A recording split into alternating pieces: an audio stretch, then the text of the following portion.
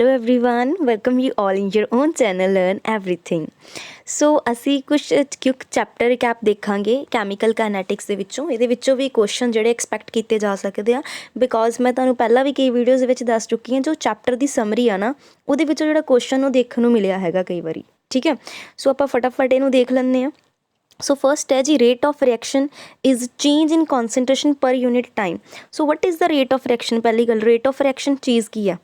ठीक है, rate of reaction की है कि कितना चेंज इन कॉन्सेंट्रेशन होया पर यूनिट टाइम दे नाल। ठीक है, therefore rate of reaction is expressed by concentration unit divided by times unit. So concentration के यूनिट की होंगे मोल पर लीटर ते टाइम के की होंगे सैकेंड। सो ये यूनिट की बन जाएंगे मोल पर लीटर पर सैकेंड। जो तुम उपर लै जाओगे मोल पर लीटर पर सैकेंड, जो टाइम मिनट्स के लै रहे हो मोल पर लीटर पर मिनट। तो इन केस ऑफ गैसिज असी कॉन्सेंट्रेशन जी मोल पर लीटर की जगह की लेने एटमोसफीयर। ये पूछा जा सकता, एटमोसफीयर पर बन गए सैकेंड। क्यों? क्योंकि रेट ऑफ रिएक्शन का जो फॉर्मूला वो की है चेंज इन कॉन्सेंट्रेशन, उपर लेने आप कॉन्सेंट्रेशन जो यूनिट की होंगे मोल पर लीटर। ठीक है, नीचे टाइम की होंगे सैकेंड, तुम ये मिनट भी लै सकते हो तो उपर जाके पर सैकेंड बन जाएगा मोल पर लीटर पर सैकेंड। जो मिनट उपर लै जाओगे मोल पर लीटर पर मिनट।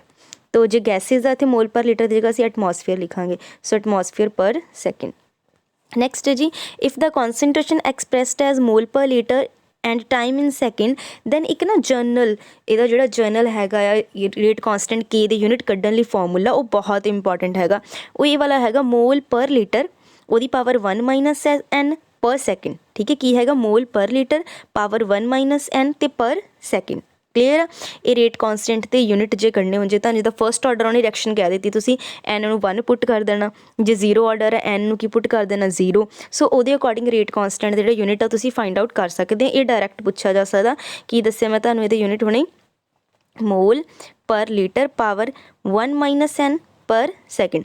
जे जीरो ऑर्डर रिएक्शन पूछे हुए आ रेट कॉन्सटेंट यूनिट तुसी एन 0 पुट कर देना, फर्स्ट ऑर्डर लिए 1 पुट कर देना, सैकेंड ऑर्डर लिए तुसी 2 पुट कर देना। सैकेंड ऑर्डर लिए 2 पुट करोगे तो 1 माइनस 2 माइनस 1 आ जाएगा। ठीक है, जो -1 करेंगे मोल की power -1 minus minus plus litre +1 हो जाएगा नाल पर सैकेंड तो है। ये सैकेंड ऑर्डर लिए आ गया। ये फर्स्ट ऑर्डर लिए जो n 1 पुट करोगे 1 माइनस 1 0, किसी की पावर 0 कितना होंगे 1। सो की बच जाएगा कला पर सैकेंड। सो नैक्सट कोई जनरल रिएक्शन दी हुई है ए बी सी, इन्हों के मूहरे कोफिशेंट है तो ए बी तुहाडे कोल रिएक्टेंट है capital A B capital C D products है। तो रेट किद्दां लिखदे आ देखो, ये बहुत एक्सप्रैशन जिहड़ा इंपॉर्टेंट हैगा आ। जो रिएक्टेंट जिहड़े ए वाले कोफिशेंट है पावर च नीचे आंदे 1 -1 अपॉन ए नाल रिएक्टेंट जिहड़ा उहदा डेरीवेटिव होएगा with respect to time.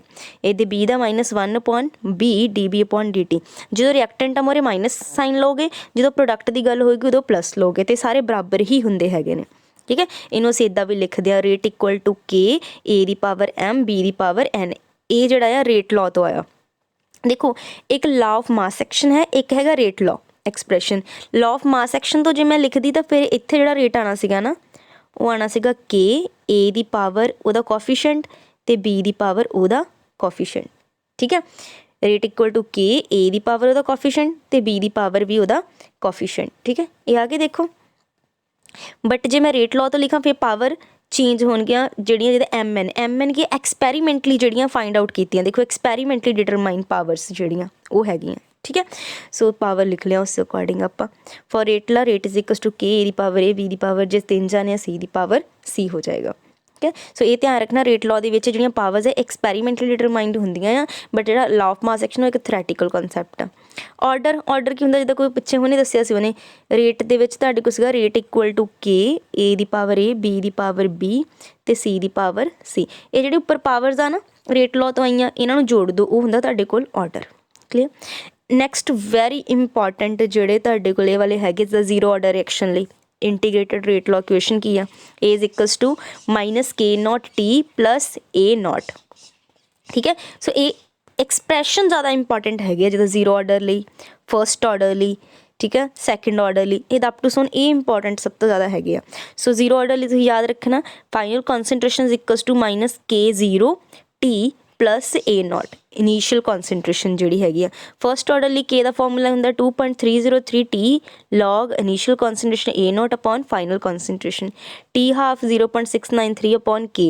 And this is the most important relationship T3/4 4 equal to 2 of मतलब ट्वाइस ऑफ टी हाफ मतलब टी 3/4 हाफ ਜਿਹੜਾ ਹਾਫ ਰੇਟ ਆਫ ਰਿਐਕਸ਼ਨ ਹੈ ਠੀਕ ਹੈ ਟੀ ਹਾਫ ਲਈ ਉਹਦੇ ਲਈ ਉਹਦਾ ਟਵਾਈਸ ਹੋਏਗਾ ਯਾਨੀ टी 3/4 ਹਾਫ ਹੋਏਗਾ ਸੌਰੀ ਟਵਾਈਸ ਹੋਏਗਾ टी 3/4 ਟਵਾਈਸ ਹੋਏਗਾ टी ਹਾਫ ਦਾ ਠੀਕ ਹੈ ਇਹ ਯਾਦ ਰੱਖਣਾ ਰਿਲੇਸ਼ਨ ਡਾਇਰੈਕਟ ਪੇਪਰ 'ਚ ਪੁੱਛਿਆ ਜਾ ਸਕਦਾ nth ਆਰਡਰ ਲਈ ਨਾ ਇੱਕ ਸਾਡੇ ਕੋਲ टी ਹਾਫ ਲਈ ਰਿਲੇਸ਼ਨ ਹੈਗਾ ਦੇਖੋ ਇਹਦੇ ਤੋਂ ਨਾ ਇੱਕ ਕੁਐਸਚਨ ਵੀ ਬਣ ਜਾਂਦਾ ਹੁੰਦਾ ਜਿੱਦਾਂ ਹੁਣ ਇਹਨੇ टी ਹਾਫ ਦੱਸਿਆ ਕਿ ਜਿਹੜਾ टी ਹਾਫ ਆ ਨਾ ਉਹ ਡਾਇਰੈਕਟਲੀ ਪ੍ਰੋਪੋਰਸ਼ਨਲ ਟੂ ਹੈ ਜਦੋਂ a0 ਦੀ ਪਾਵਰ n-1 ਹੈ ਜਿਹਨੂੰ ਉੱਪਰ ਜਾ ਕੇ ਲਿਖਣਾ ਹੋਵੇ ਤਾਂ ਇਹਨੂੰ ਮੈਂ 1 - n ਲਿਖ ਹੀ ਸਕਦੀ ਕਿ ਨਹੀਂ ਲਿਖ ਸਕਦੀ ਇਹਨਾਂ ਨੂੰ ਉੱਪਰ ਜਾ ਕੇ ਪੇਪਰ 'ਚ ਨਾ ਕਈ ਵਾਰੀ ਪੁੱਛਿਆ ਜਾਂਦਾ ਆ ਕਿ ਇਹਦੇ ਲਈ ਜਿਹੜਾ ਹਾਫ ਲਾਈਫ ਪੀਰੀਅਡ ਆ ਉਹ ਇੰਡੀਪੈਂਡੈਂਟ ਆਫ ਕੌਨਸਨਟ੍ਰੇਸ਼ਨ ਆ ਜੇ ਮੈਂ n ਨੂੰ ਇੱਥੇ 1 ਪੁੱਟ ਕਰ ਦੇਵਾਂ ਅਤੇ 1 - 1 ਆ ਜਾਏਗਾ 0 ਕਿਸੇ ਦੀ ਪਾਵਰ 0 ਕਿੰਨਾ ਹੁੰਦਾ 1 ਯਾਨੀ ਕਿ ਫਸਟ ਆਰਡਰ ਰਿਐਕਸ਼ਨ ਜਿਹੜਾ टी ਹਾਫ ਆ ਨਾ ਉਹ ਇਨੀਸ਼ੀਅਲ ਕੌਨਸਨਟ੍ਰੇਸ਼ਨ 'ਤੇ ਡਿਪੈਂਡ ਕਰੇਗਾ ਹੀ ਨਹੀਂ ਕਿਉਂਕਿ ਉਹਦੀ ਪਾਵਰ ਕੀ ਹੋ ਗਈ 0 ਜੇ ਮੈਂ 0 ਆਰਡਰ ਦੇਖਾਂ ਅਤੇ ਜੇ ਮੈਂ ਇੱਥੇ n ਨੂੰ 0 ਪੁੱਟ ਕਰਾਂਗੀ ਫਿਰ ਇੱਥੇ ਇਹ ਡਿਪੈਂਡ ਹੋ ਜਾਏਗਾ ਸੋ ਜਿਹੜਾ ਹਾਫ ਲਾਈਫ ਪੀਰੀਅਡ ਆ ਉਹ 0 ਆਰਡਰ ਰਿਐਕਸ਼ਨ ਲਈ ਡਿਪੈਂਡ ਕਰਦਾ ਇਨੀਸ਼ੀਅਲ ਕੌਨਸਨਟ੍ਰੇਸ਼ਨ 'ਤੇ ਬਟ ਫਸਟ ਆਰਡਰ ਰਿਐਕਸ਼ਨ ਲਈ ਡਿਪੈਂਡ ਨਹੀਂ ਕਰਦਾ ਠੀਕ ਹੈ ਸੋ ਆਈ ਹੋਪ ਤੁਹਾਨੂੰ ਇਹ ਕਲੀਅਰ ਹੋ ਗਿਆ ਹੋਵੇਗਾ ਇਹ ਬਹੁਤ ਇੰਪੋਰਟੈਂਟ ਆ ਕਿ ਕੋਈ ਜਿੱਦਾਂ ਹਾਫ ਰਿਐਕਸ਼ਨ ਕੰਪਲੀਟ ਹੋ ਗਈ 3/4 ਕੰਪਲੀਟ ਹੋ ਗਈ n ਕੋਈ ਕੰਪਲੀਟ ਹੋ ਗਈ ਉਸ ਤੋਂ ਬਾਅਦ ਸਬਸਟਾਂਸ ਕਿੰਨਾ ਲੈਫਟ ਪਿੱਛੇ ਰਹਿ ਗਿਆ ਠੀਕ ਹੈ amount of substance left after n half lives ਉਹ ਹੁੰਦਾ a0 1/2 ਦੀ ਪਾਵਰ n ਜਾਂ ਇਹਨੂੰ ਬੋਲ ਸਕਦੇ a0 ਅਪੋਨ 2 ਦੀ ਪਾਵਰ n ਜਿੱਦਾਂ ਇਹ ਪੁੱਛਿਆ ਜਾ ਸਕਦਾ ਆ ਕਿ 5 ਹਾਫ ਲਾਈਫਸ ਕੰਪਲੀਟ ਹੋ ਗਈਆਂ 5 ਹਾਫ ਲਾਈਫਸ ਕੰਪਲੀਟ ਹੋ ਗਈਆਂ ਦੱਸੋ ਪਿੱਛੇ ਅਮਾਊਂਟ ਆਫ ਸਬਸਟਾਂਸ ਕਿੰਨੀ ਲੈਫਟ ਹੋ ਗਈ ਤਾਂ 1/2 ਦੀ ਪਾਵਰ 5 ਆ ਜਾਏਗਾ that means 1/32 amount of substance will be left so ਇਹ ਧਿਆਨ ਰੱਖਣਾ ਨੈਕਸਟ ਜੀ nth ਫਰੈਕਸ਼ਨ ਜਿੱਦਾਂ टी 3/4 ਇੱਥੇ ਪਤਾ ਕਰਨਾ ਉਹ ਫਾਰਮੂਲਾ ਦਾ 2.303 ਅਪੋਨ k log 1/1 - 1/n ਠੀਕ ਹੈ ਜੀ ਜੇ ਤੁਸੀਂ ਧਿਆਨ ਨਾਲ ਓਬਜ਼ਰਵ ਕਰੋ ਤਾਂ ਹੀ ਮੈਂ ਤੁਹਾਨੂੰ ਇੱਥੇ ਵੀ ਇਹਨੂੰ ਕਹਿ ਦਿੱਤਾ ਇਹਨੂੰ ਇੱਦਾਂ ਯਾਦ ਰੱਖੋ ਇਹਨੂੰ ਉੱਪਰ ਲੈ ਜਾਓ ਅਤੇ ਇਹਨੂੰ ਕੀ ਲਿਖ ਸਕਦੇ a0 ਦੀ ਪਾਵਰ 1 - n ਤਾਂ ਮੈਂ 1 - n ਹੀ ਯਾਦ ਰੱਖਿਆ ਹੋਇਆ ਜਿਹਦੇ ਵਿੱਚ ਵੀ 1 - 1/n ਹੈ ਅਤੇ ਇੱਕ ਆਪਾਂ ਹੁਣੇ ਪਿੱਛੇ ਕੀਤਾ ਸੀਗਾ ਇੱਥੇ ਵੀ ਪਾਵਰ 1 - n ਹੈ ਠੀਕ ਹੈ ਸੋ ਤਾਂ ਇਸ ਲਈ ਮੈਂ ਕਿਸੇ ਨੂੰ ਤੁਸੀਂ ਉੱਪਰ ਹੀ ਲਿਖ ਲਓ ਤਾਂ ਕਿ ਤੁਹਾਨੂੰ ਇੱਕ ਯਾਦ ਰਹਿ ਜਾਵੇ ਇਹ ਸੋ nth ਆਰਡਰ ਫਰੈਕਸ਼ਨ ਲਈ ਕੀ ਹੈ T half T 1/n n ਹੁਣ ਹਾਫ ਵੀ ਹੋ ਸਕਦਾ ਜੋ ਮਰਜ਼ੀ ਪੁੱਟ ਕਰੋ ਇੱਥੇ ਹੈ ਨਾ ਤੁਸੀਂ ਉਹਦੇ ਅਕੋਰਡਿੰਗ ਆਨਸਰ ਆ ਜਾਏਗਾ ਕਲੀਅਰ ਹੈ ਨੈਕਸਟ ਹੈ ਜੀ ਵੈਰੀ ਇੰਪੋਰਟੈਂਟ ਹਰ 10 ਡਿਗਰੀ ਰਾਈਜ਼ ਇਨ ਟੈਂਪਰੇਚਰ ਲਈ ਰੇਟ ਆਫ ਰਿਐਕਸ਼ਨ ਜਿਹੜਾ ਡਬਲ ਹੋ ਜਾਂਦਾ ਹੈ ਕਿਉਂਕਿ ਜਿਹੜੇ ਨੰਬਰ ਆਫ ਮੋਲੀਕਿਊਲਸ ਆ ਜਿਨ੍ਹਾਂ ਦੀ energy greater then threshold value ਆ ਉਹ ਕੀ ਹੋ ਜਾਂਦੀ ਹੈ ਨੀਅਰਲੀ ਡਬਲ ਹੋ ਜਾਂਦੀ ਹੈ ਨੈਕਸਟ ਹੈ ਜੀ ਵੈਰੀ ਇੰਪੋਰਟੈਂਟ ਆਰਹੀਨੀਅਸ ਇਕੁਏਸ਼ਨ ਸਿਲੇਬਸ ਹੈ k = a Arrhenius constant e the power -EA this EA is activation energy upon RT R is the gas constant T is the temperature next is the very important relationship ਇੱਥੇ A ਦੱਸਿਆ ਹੋਇਆ frequency factor which give the frequency of bimolecular collision per liter per second next very important relationship log K2 upon K1 equal to EA upon 2.303 R1 upon T1 - 1 upon T2 clear ਹੈ ਇਹਦੀ summary 'ਚੋਂ ਮੈਂ ਤੁਹਾਨੂੰ simple ਜਿਹੜੇ ਕਰਵਾਉਣ ਦੀ ਕੋਸ਼ਿਸ਼ ਕੀਤੀ ਹੈ ਕਿ ਜਿਹੜੇ ਸਿੰਪਲ ਇਹਨਾਂ ਵਿੱਚੋਂ ਕਈ ਵਾਰੀ ਨਾ ਜਸਟ ਇੱਕ ਨੰਬਰ ਦਾ ਕੁਐਸਚਨ ਸਿਰਫ ਸਮਰੀ 'ਚੋਂ ਹੀ ਬਣ ਜਾਂਦਾ ਡਾਇਰੈਕਟ ਸੋ ਸਮਰੀ 'ਚੋਂ ਕਾਫੀ ਕੁਛ ਕਲੀਅਰ ਹੋ ਜਾਂਦਾ ਠੀਕ ਹੈ ਜੀ ਜੇ ਵੀਡੀਓ ਪਸੰਦ ਆਏ ਲਾਈਕ ਐਂਡ ਕਮੈਂਟ ਕਰਕੇ ਦੱਸ ਦੇਣਾ ਥੈਂਕਸ ਫॉर ਵਾਚਿੰਗ